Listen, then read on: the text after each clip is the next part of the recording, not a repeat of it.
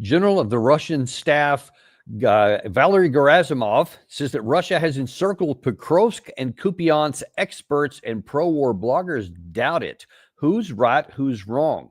A lot of it may have to do with what your interpretations are, but a lot of it may also have to do with if you just want to acknowledge reality or if you want to pretend like something else is going on. And I think when we take a look at the actual evidence, and not just from one source, but from multiple sources, as well as the history of this whole fight here that we've been talking about for a long time, I think it's going to be pretty clear what the real truth is here. And the longer that we go, especially with the West and Ukraine, ignoring reality, the longer we pretend like what is happening isn't, it's like trying to go into a fight with your eyes closed and closing, just putting your hands up over your face and say, no, there's no enemy in front of me. Yeah, I can just keep going. You can do that for a while, but then pretty soon you're going to get either cold cocked in the face, you're going to get a bullet to the chest, you're going to get something bad's going to happen. And when you're talking about a war, obviously the consequences can be permanent and fatal. And unfortunately, we're trending in that direction. Let's start off, first of all, by taking a look at what General Gerasimov actually said. This was in a briefing that he gave to Vladimir Putin just a couple of days ago, in which he made this claim. The successful operation to encircle the enemy was facilitated by the infliction of complex fire damage to formations of the armed forces of Ukraine to the full depth of their operational structure, as well as the isolation of the combat area in order to disrupt the uninterrupted supply of enemy units. Currently, the center group of forces faces an equally important task of destroying the encircled group of the armed forces of Ukraine in the area of the Krasnoarmysko-Dmitrovskaya agglomeration. And by the way, the Kramayarsky, that other word that he used there, I can't pronounce it. That's the Russian description of Pokrovsk and Mirnograd. Those are the two comments there where he's saying that agglomeration, which is kind of one big area, which I'll show you in just a second. So just so everybody's clear, we are talking about the same things there, Pokrovsk and Mirnograd, and then also Kupyansk, which we'll cover at secondly. Let me show you, first of all, just kind of a view of the map here, what we're talking about. This is of course, the Eastern Front here, and up in the central to the northern part of that, you have Kupyansk up here in the north, and then you have the Pokrovsk area up in the south. Now, when people hear that there are 10,000 Ukrainian troops encircled and captured in that area or circled off, you may look right at the map and you go, okay, well, I see there's kind of a big oval here, definitely not a circle, so that's not accurate. And then you look down here and you say, okay, well, this is more of a cauldron. That's three sides, but there's still this whole open part, so that's not surrounded either. Well, that's why I say part of it depends on definitions. Because if you have the physical surrounding, then it's clearly not. But even Gerasimov, in that comment there he was making, he said, listen, this is to interdict the supply routes, and they have effective fire control. This gray area right here is not a physical barrier. It's just a zone to where the Russian side, from both the north in the Rodinska area and the south in the Zverove area, and actually and even into Pokrovsk itself, they now have effective fire control over this whole area right here. So any of these routes, and there's not even any real roads. The last real road was this major one right here that came into the city of Pokrovsk itself. Obviously, that's now in Russian hands, the entrance to that one. So the only thing left is just going through open fields or a handful of dirt roads. I think this one right here is a dirt road. And of course, those are within range of all the weapon systems from the Russians in the north and the south. So already this is an effective operational encirclement. It's not a physical encirclement, it's an operational one. So they have fire control over the routes that are coming in, and then they're putting pressure on several points along the agglomeration itself.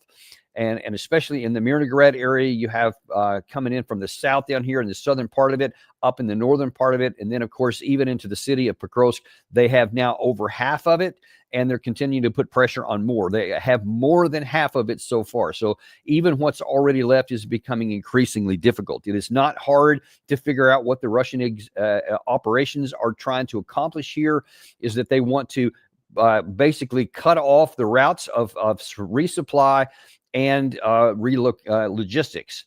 If you can't provide ammunition, weapons support, or get troops in or out and replacement, get weapon or medical support in or out, then it's only a matter of time before you lose everything here. You don't have to say, all right, well, the Russians, it's taken them however many months, and it has been a long time to be able to take all these areas here. You may recall we went through some detail of this, what was the citadel here in the south and how difficult that was. It took many, many weeks for the Russians to get into that part once they even got up. But they were able to do it. A lot of this is literal house-to-house fighting. So you may think, okay, well, look, the Russians still have to take all these houses and all these streets, and so that's going to be a long and bloody case. Well, that's one way to do it, not the best way. That may be the worst way, and clearly not the way the Russians are, which they want to like close off these two, which is why taking Rodinska was so important and why the Ukraine side fought for it so viciously, because they understood that once the Russians control this part, and now especially these roads that are leading in from the outside to the inn on Pokrovsk itself, then there's nothing left. It's a shooting gallery. So if you try to take these handful of roads, obviously the Russians know exactly where you're going to go. They have these sighted and zeroed in on their targeting maps. They can see it in most cases. Obviously with the drones, they have visibility over all this. If you get off the roads, they're already into some of the area where there's starting to be some of the muddy season has started in some places, and it's just very hard going, even in the best of cases, off the roads, which makes you a lot easier of a target to hit with the drones and with the artillery and with the glide bombs, all of which are in place here. So that's the general situation we have in the southern part here in the Pokrovsk in the Mirnograd area. But let me show you a little bit more detail. And I'm specifically not just summarizing all this, because I want you to see it's from multiple different sources that are all reporting the same thing. So when you want to decide who's telling the truth here, the guys who say, no, we're not surrounded, we're still fighting, everything's good to go, like you have from most of the Western leaders and many of the pro-Ukrainian war bloggers, let's take a look at what some of the other experts who have a great track record of being right for the most part during this war. Let's start off with our friend Alex from History Legends, who kind of puts the whole thing into a bow. With only one supply line left open, reports indicate that the general staff of the AFU is already withdrawing its forces from Mirnorad to avoid a complete encirclement. The fun is over, time to pull out, or there will be long-lasting consequences. The Ukrainian command has to achieve this fast. If Pokrovsk falls first, Mirnorad will be completely encircled, and up to 10,000 soldiers could be trapped. And you see the same thing as if Mirnograd is taken first, or if they close off that outside lip first, then they're not going to be able to get out. There is already, according to a lot of information that it's out on Ukrainian Telegram channels, and I've looked at those just shortly before we came on air here, and there is a panic on the Ukraine side, off the headlines, out of the camera side, behind the scenes. They're in a panic because they remember the situations like they've had in the past, with going all the way back to the first of the war, when the Russians first started going in that coastal town, where they were trying to cut that off, and instead of withdrawing from the area, the Ukraine side just said, no, we're going to fight to the last man. Azovstal, you may recall that, when the Azov battalion stayed behind and they didn't fight, and they held out for many months, and then all of them were lost because they wouldn't withdraw when they actually had a chance to do so. And that was in Mariupol, the Azovstal area of Mariupol.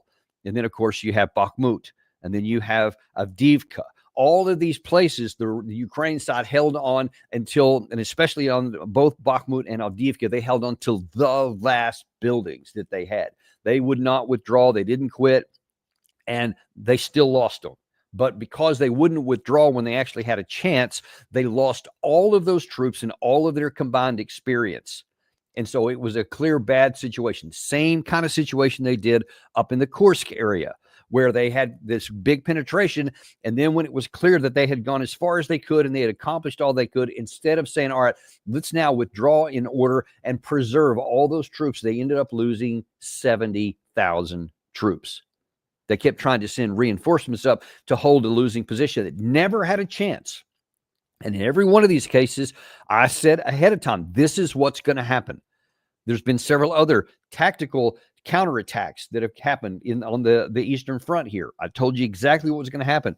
It was going to be moving to the east, and the Russians had lost some territory. I said, but the Ukraine side doesn't have the capacity to sustain this, so they're going to lose it back. And especially in some of those areas south of Pokrovsk, I've showed you many times, that is now always all the way been retaken by the Russians, and now it's gone beyond that. So all of the troops that the Ukraine side lost in trying to push that back has now just been a net negative, because they've lost the troops and they've lost the territory. Now it appears that they're trying to say, do we want to repeat that same thing again? Because now then they have even fewer troops. They already don't have enough troops to have what we call operational reserves, a fire brigade. You may have heard that phrase periodically, where you're going from one part of the front to another. And when there's a hole, a breach in the line somewhere, then they'll move this brigade over here and they'll stop them instead, or plug that up until they get that solidified, and then they'll go somewhere else. They don't have enough of those anymore. So even the fire brigades themselves, like the 155th Brigade, have become so weakened, they're no longer able to perform that function. So now then you have the situation where it appears to me, at least from the information that I can gather, and it's always bits and pieces, is that in the northern part of that, let's actually run that to you real quick so you can see what I'm talking about. Up in the northern part, this is something we've been talking about for a while. There, you may recall that in August there was a big penetration where the Russians went all the way up to, I believe, this area about up here. They held onto it for a long time, and then the Ukraine side conducted a counterattack. And for a while they made some progress, and then they did, and the Russians moved some troops back up in again. And then here of late, Ukraine looks like they used maybe their final. We'll wait and see how it's going to work out. But they used what was at least their only available counterattack force and fire brigade, and they literally did. They chopped off a considerable portion of what the Russians had up here. And that's useful. And I think that their purpose is, what they're trying to do is come down further, because they want to also push the Russians out and take Rodinska, because they realize how crucial this road, this village right here, in possession of it, is to the rest of their troops down here. Problem is that the Russians also recognize that. And so instead of contesting this area up here, it looks like they have reinforced their areas around Rodinska and Volodymyrivka, and then the other one is Shakhova. So they seem to be holding on here to prevent the Ukraine side from doing exactly that. But here's the problem. While they're up here doing this, they don't have troops to stop the movements forward in Pokrovsk itself, or to reinforce the Mirnograd contingent. So you now don't have enough troops here. So now that if you go back to the situation to where, do you repeat Bakhmut? Do you say, all right, hold every single building, every single section of the city, and force them to come in with a crowbar and get you out piece by piece? Or do you say, we need to move now because we have so few troops? If we don't get these guys out here, and then there's a penetration up in Kupyansk, for example, more on that in a minute, you're not going to have even an understaffed fire brigade. And then you get to the point to where you could have a literal collapse of the front. Now, there are people who are starting to see this, and I think that's the reason why the Ukraine side is in a panic. They realize that they don't have enough troops to hold the line anywhere. And so now then they're faced with one of the most awful decisions you can have to make in a military environment as the defender here. Do you say, all right, we're going to just withdraw from Pokrovsk and Mirnograd. We're going to reform up the line further to the west, where we add some defensive positions and can put up much more fierce resistance. And so all those guys, and let's say that there are 10, there's somewhere between 10 and 5,000. It's unclear what the number is, but it's a pretty salty number. If you take all those guys out right now, and then you move them back up here into more defensible positions to where you're not under fire control, then the resupply lines are further to the west of that. Now that you can come in and have a better chance, obviously with drones out there, that's always going to be tenuous, but a lot better than when everything has fire control over you. Do you do that? Because that makes the most military sense. But the cost to doing that means that you're also going to have to give up these political important situations. And I promise you that the Russians will make hay big time with this if all of a sudden the Ukraine side loses Pokrovsk and Mirnograd in one swoop. I mean, it will be huge. It will be a big emotional ding. It will be a morale shot against the Ukraine side elsewhere on the front, because they'll see that this is going south. Or Do they do the opposite and do what they have been all these other times I just mentioned and postpone that day of reckoning? And it's important to understand, just like with the situation I told you in the beginning of the war, with the Azovstal area, in these other areas, and then with the Bakhmut, and with Avdiivka, and with Kursk. All the times they refused to do what I just described is what makes the most sense militarily. All they did was postpone the inevitable. They still lost the city. They still lost Avdiivka. They still lost Bakhmut. They still lost Kursk, and all the troops that went along with that. So they lost it anyway. And then they've lost the troops that they could have used to strengthen up and slow down even further the Russians beyond those points. They chose not to do that, and it was that big cost. That's the same dilemma here. You can say, I can't give up these points here. That's what they've said every other time. I can't give them up, is to say. They choose not to, not that they can't, is that they chose not to. But you will postpone the day of reckoning. So instead of like in the next 48 hours or so, say we're going to give this up there, and the Russians will make hay over it and crow about it for sure. But you now have all your troops here. If you choose not to take the hard decision right now, you've just delayed the time. So now it's going to be maybe another month and a half or so, given the pace that things have gone. When you contest everything, the Russians still take a pretty good amount of time to get it done. But let's just say now around Christmas time, if it's that long, all the way through the next month and a half or 2 months, Russians are still going to crow when they get that. Except now then, instead of having another 10 or 12,000 people to form up new lines here, you've lost them all. And you've lost the city, and the Russians crowed as well because you wouldn't pay the upfront price. Now then, what's left is even weaker than it would have been otherwise, than it would be if you do it this way now. And you still don't have a fire brigade anywhere else. This way, if you move it back, then you can actually have a defended line that's like the least that you can get by with, but with a better defensive position. You don't need as many troops. And now then you can basically reform a regional reinforcement and a new fire brigade. Now then you've got another force that you can use to move back and forth to plug holes. Now, it's probably not hard to see already that all you're doing is delaying the inevitable, that there's no path to correcting, stopping, and then reversing the course. There is no path to that. Understand that as we even continue on here. But that we are going to continue on here. So let me show you. Let's go back again to Alex, because he's going to show you the northern part of the Mirnograd area this time. It was very important for Ukraine to stop Russian progression and prevent them from outflanking the entire Ukrainian battle line. So as a whole, the Russians were making gains in Udachne, they were making gains in Pokrovsk, they were making gains south of Mirnorad to the east, and they were advancing towards Shakhove. Meanwhile, on the other side, the Ukrainians held the front line between Dorozhny and Rodinske and also managed to stabilize the situation north of the Bulge. And so that's the part I just showed you on the map a second ago, to where you see the Ukraine side with their limited troops did stabilize that portion north of the Bulge, as he was calling it there. That's a temporary situation here. But now then that was kind of in the northern part of that, and then on the other part where the north of the Bulge that's coming up there. Now let me show you one other part of that, because it's also most of that's on Kupyansk here. Now I want to look on Mirnograd, and for this we're going to look at Weeb Union. The Russians managed to gain full control over the town of Balahan on the eastern flank of Mirnograd. With this, they have full control over all settlements east of Mirnograd, and they are fighting within the southern parts and northern outskirts of Mirnograd, both along the northern and eastern outskirts of it. So the Russians are storming Mirnograd from several directions: the northeast, north, southeast of the northern parts, the eastern and southeastern parts of the southern parts, and along the northern flank entirely, along the supply lines leading in and out of the city.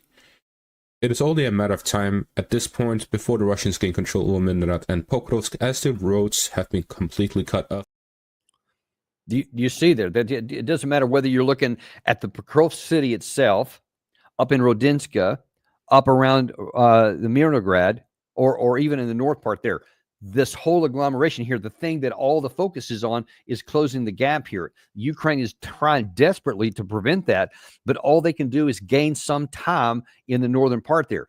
These guys in the north here that Alex was mentioning there, their sacrifice can be useful if the Ukraine side gives the order to withdraw all those troops. Then their sacrifices actually mean something, at least operationally, to where they can get those troops out of there and reestablish the line that would then make it harder for the Russians to move forward. That's about the best that they can hope for right now. If they don't choose the right way, the rational way, and make that hard call, then they're going to, all these sacrifices and all the territory that was gained by the Ukraine side there in that northern bulge area will be wasted, and they'll lose the troops anyway. And then all the sacrifices they made to hold that will only be a temporary, and they'll lose those as well. That's how serious the situation is in the Pokrovsk, Mirnograd area. But as General Gerasimov said, that's one of two areas. The other one is in Kupyansk, as he explains here. The city of Kupyansk is surrounded in the direction of the group of forces west. At the same time, our assault detachments of the 68th Motorized Rifle Division of the 6th Army, having made a detour maneuver, captured the enemy's crossings over the Oskol River south of the city, and, in cooperation with the 47th Motorized Rifle Division and the 27th Motorized Rifle Brigade of the 1st Tank Army, blocked the grouping of the armed forces of Ukraine on the left bank east of Kupyansk. Units of the 14th, 43rd, and 116th Mechanized Brigades of the enemy, as well as the 1st Brigade of the National Guard of Ukraine, are surrounded, with a total of 18 combat battalions.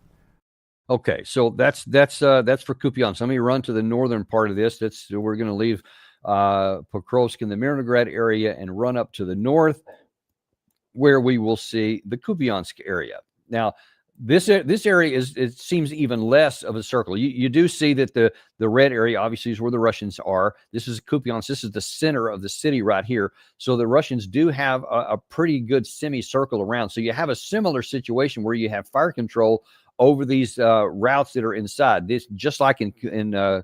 I'm sorry, just like in Pokrovsk down in the south, the main roads that have been feeding into the Ukraine side are under Russian control here. So both of these routes can't go to the change point in the middle of the city because they're under Russian control.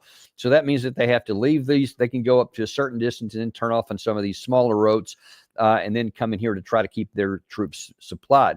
But you see this gray area here, that's the gray zone. That's where a lot of fighting in a contested area. So you see the Ukraine side is really struggling to even hold on to what they have here.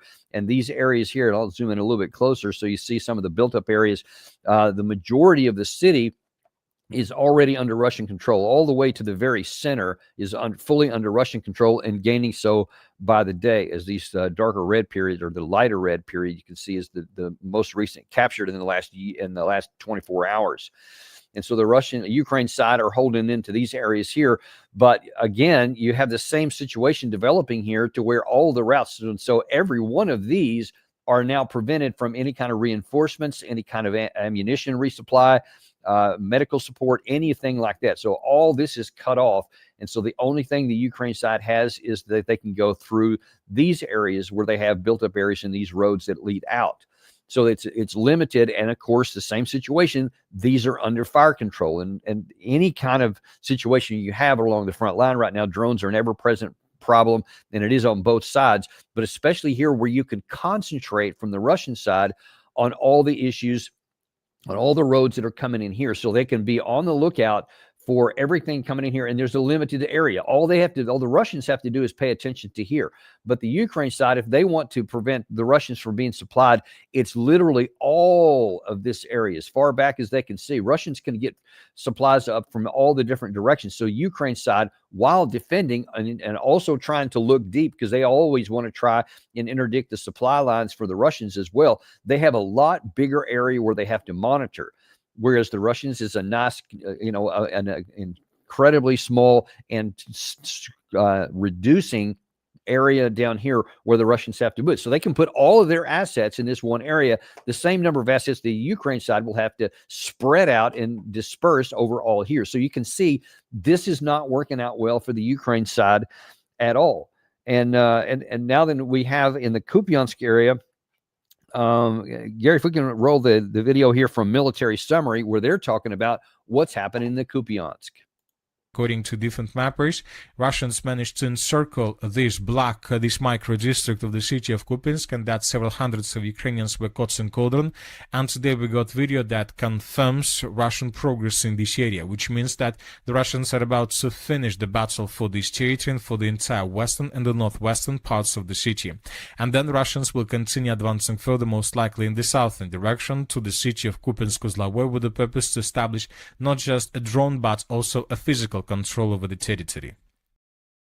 So any way you want to look at it. So we've had Alex of History Legends, we've had Weeb Union, there has been Military Summary, and of course these guys are literally tracking it every single day with Military Summary twice per day, virtually every day for all the 3.5 years, with only a couple of vacations that he's taken. So nobody tracks this stuff closer than these guys do. And these generally track with like Deep State and even the ISW, Institute for the Study of War. As bad as they are on analysis, they do keep relatively the same frontline traces. So they're saying basically the same thing here. So back to that headline we had at the beginning, where the Moscow Times, which by the way is not pro-Russian for the most part, it's usually kind of negative, but the comment there is from a lot of pro-war bloggers just saying, well, they're really not surrounded. You can see physically on the ground, they are under fire control, and it's getting closer to where they may be physically surrounded. So the same situation exists in the north also, in that pretty soon, and probably not as close to as in the Pokrovsk area, in the Kupyansk area in the north, they're going to have to worry about pretty soon. They're going to have that decision point. Do they die in place and just say, we're going to stay here and we're going to make you dig us out of every building and make it cost more on the Russian side, more expensive to do that? Or are they going to get the troops out? And the same risk if they don't do it, the same cost if they try. So it's a damned if you do, damned if you don't situation. But I don't understand how anybody is going to say everything is fine. It's a tough situation, but it's not as bad as what they're saying. Because let me show you a couple of very much pro-Ukrainian sources that don't seem to be singing from that sheet of music. One of which is Julian Rupka, who we've mentioned many times, is definitely a pro-Ukrainian analyst and correspondent. You see he's even got the Ukrainian flag in his name on his X account.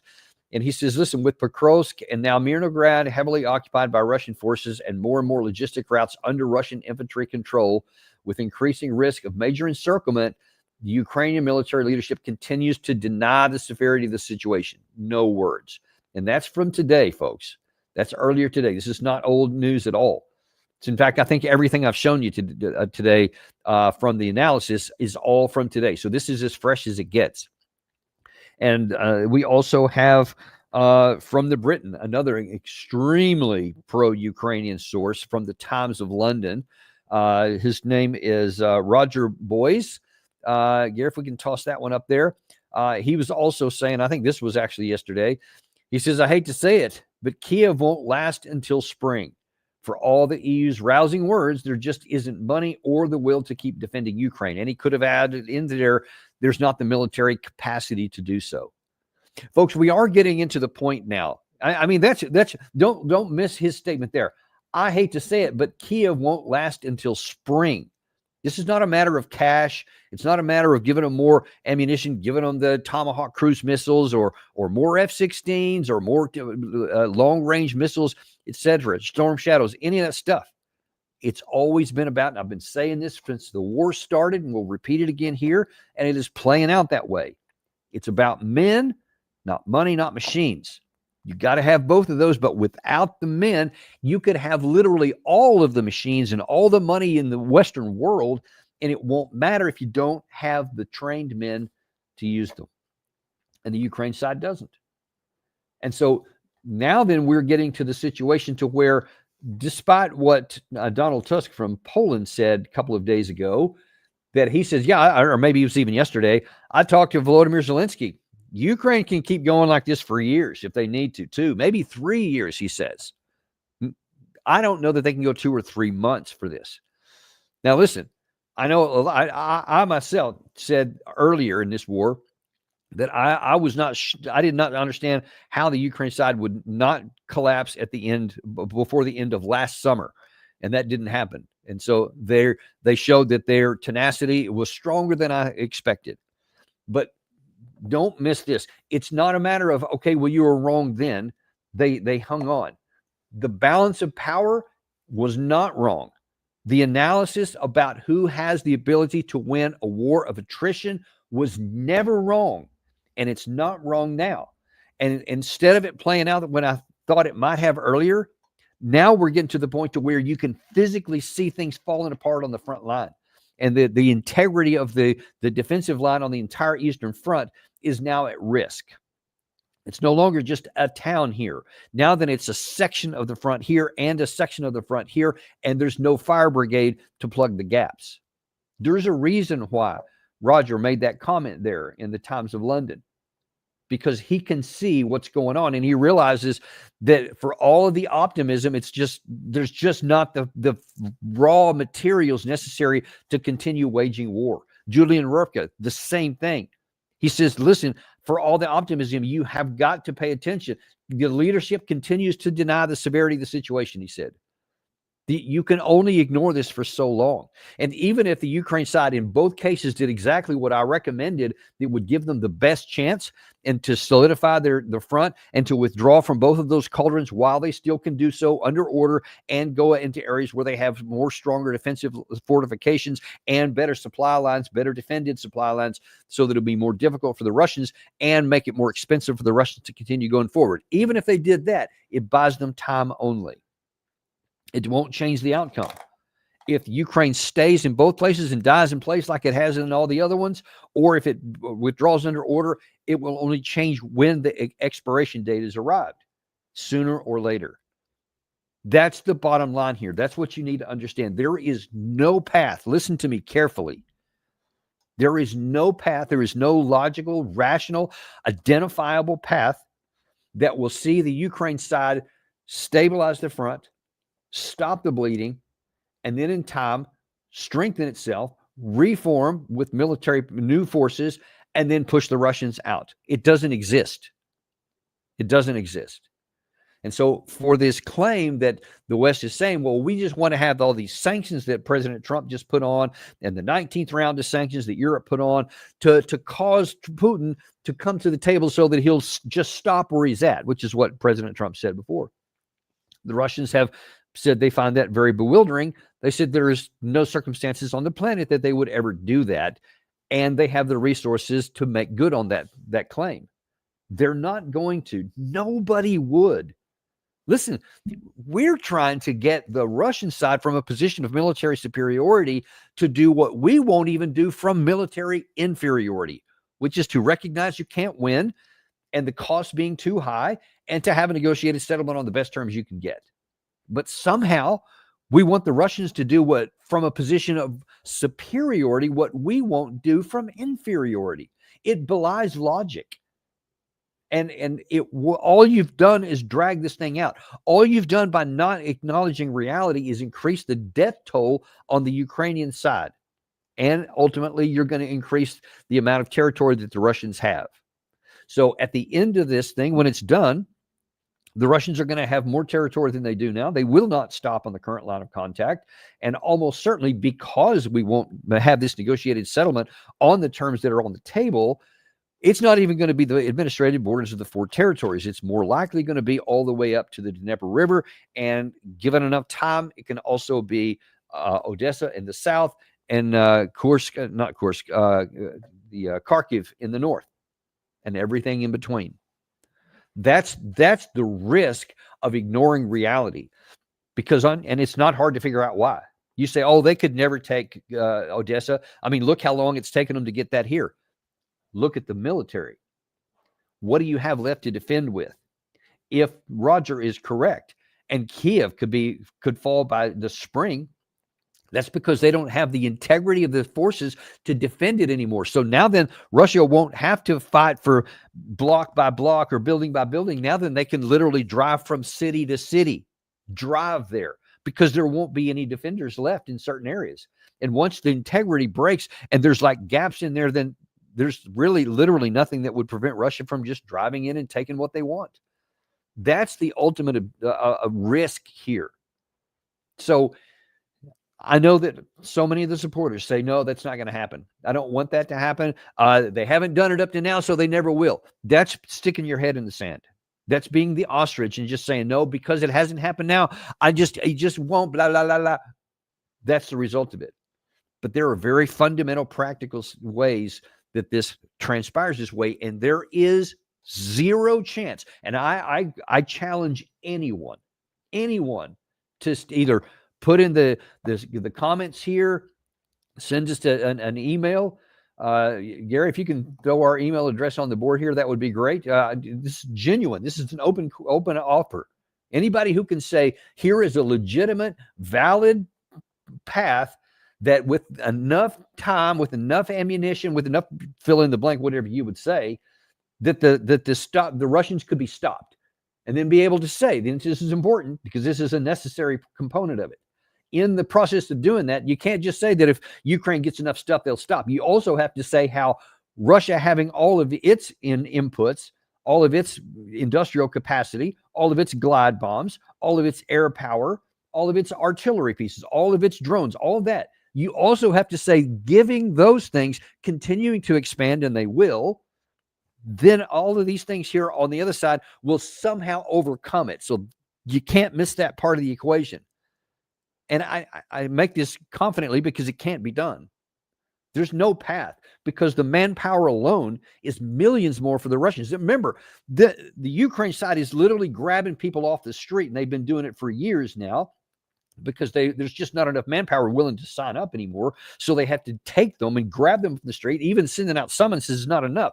Russia, and people mock them because they have to give a lot of bonuses and a lot of money away. Fine, whatever. It doesn't make any difference what they're doing. They're getting it. If it got to a serious situation, Russia could do the same as the Ukraine side there. There are millions of men that Russia could force into conscription if it ever came to it. If there was ever any risk that something started moving, all they got to do is throw a switch and they can start mobilizing just like anybody else can. And you could get millions to come in there. Many in the Russian side want that as it is. But what they're doing right now is enough to succeed. So there is no path that Ukraine could ever stem the tide and then reverse it. It just doesn't exist. And given that reality, then we as a cumulative West have to come to grips with reality and recognize that by continuing the ostrich version of what we've been doing, that we are setting the stage, not merely for the loss of Ukraine, but for our own loss. Because I promise you, everybody in the world will see that the very best at all of NATO, this most incredible, powerful military formation in the history of the world, we keep bragging on ourselves saying, was defeated. And they'll go, you lost in Afghanistan too in 2021, 20 years of operation. You couldn't defeat the Taliban, and they're in charge today, and they drove you out in humiliation and shame. You couldn't even shut down the Houthis, who barely have a missile force, but no air force and no army per se. You can't even stop them from interdicting in the Red Sea. And then here, after what'll probably be close to 4 years, all of the best of NATO, the entire organization, all of the NATO alliance members, now more than there were before, and you lost? You couldn't prevent Ukraine from losing? I can assure you that's not going to go down well, and it's not going to augur well for our future security. It will fracture NATO as well, because there is enough countries and enough of these nations inside NATO right now that say, I don't want to tie my future to a leadership and people like this that can't make the rational decisions and can't help keep us safe and keep going down a path that leads to our military weakening. So there's all kinds of bad things that are going to happen as a result of this if we keep going down the ostrich path. For everybody's sake in the West and in Ukraine, I pray that we somehow wake up, even in this 11th hour and 59th minute.